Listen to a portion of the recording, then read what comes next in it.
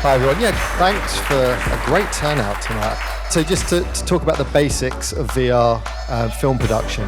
It's a very new technology, and it's really interesting because there's so many possibilities for it other than just like playing video games and the entertainment aspect. There will be a certain point when the prices drop and the hardware and all those requirements drop, and then it'll become more mainstream, just like computers did. The space you go into once you're in a headset is familiar to you. It's a 3D space, it's the world. It might be a different world, or you might be a different person, or it might be a different scale, but it's a 3D space. We all live in that all the time. We're really familiar with it.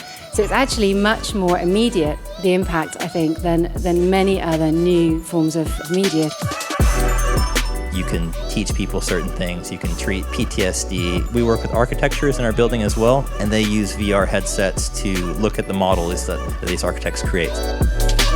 VR has become really embedded in a lot of professions. My personal view is it's going to be in most jobs in the next few years.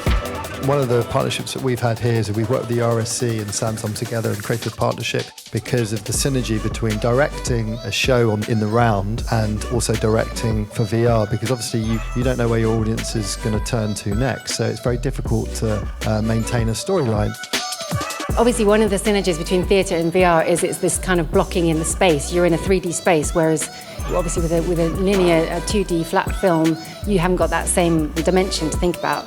So there is a real natural connection between theatre and that space. We know that young kids who've been through VR experiences swimming with whales then think that they've actually swum with whales. So these things, they need to be thought about, and we're still very much at the early stages of thinking about them.